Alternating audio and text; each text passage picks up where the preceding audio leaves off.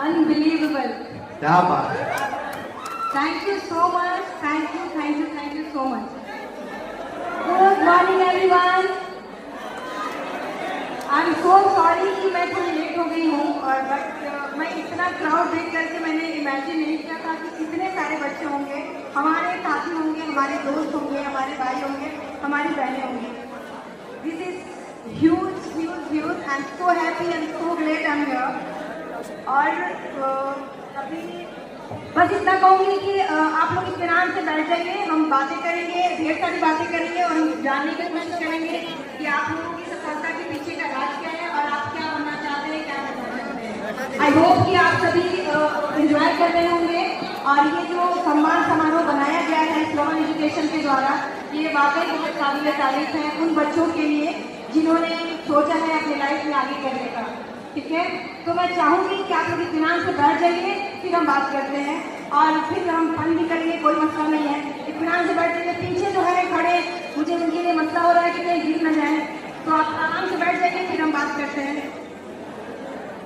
आप साइंस ले लेते हैं या कॉमर्स ले लेते हैं, फिर ग्रेजुएशन में जाकर के वो आर्ट्स ले लेते हैं। बहुत लोग ऐसे हैं, पहले साइंस स्ट्रीम से पढ़ते हैं, फिर आर्ट्स में चले जाते हैं, वो कन्वर्ट करते हैं। तो मैंने जो फेस किया है या फिर मैंने बाकी लोगों को देखा है, उस पर मैं इतना कहूँगी कि जो अगर चीज़ आपने डिसाइड कर लिया कि आपको ये करना है, आप उसी के पास को फॉलो करें।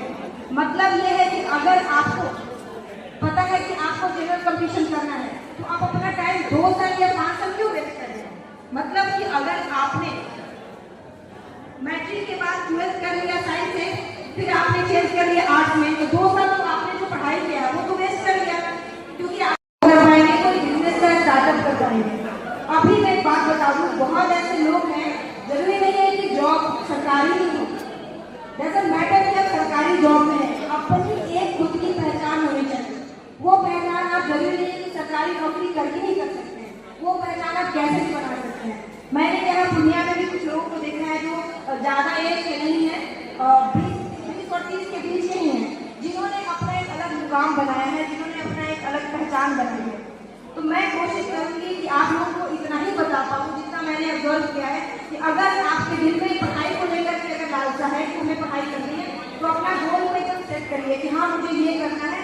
आपको मेडिकल फील्ड में जाना है, आपको इंजीनियरिंग फील्ड में जाना है, आपको अगर IAS PCS की तैयारी करनी है, तो उसके लिए अपना एकदम गोल सेट करिए। अगर उस तरीके से अगर आपने सेट कर लिया है, तो आसान हो जाएगा आपको पढ़ना और आपके कैरियर को परस्यू करना।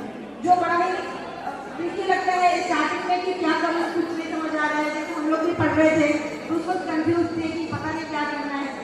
बहुत सारे लोगों ने बहुत सारी चीजें बोली कि आप ये करो वो करो, लेकिन मैंने तो पर्सनली, क्योंकि मुझे सिविल सर्विसेज में जाना था, मेरा प्लान था कि पुलिसिंग वगैरह करनी है। पहले से थोड़ा बहुत स्कूल में मॉनिटर रही हूँ, तो थोड़ा सा लीडरशिप वाली क्वालिटी स्कूल से ही हो जाती है। ये चीजें बचपन से आपके अंदर बिल्डअप होती है।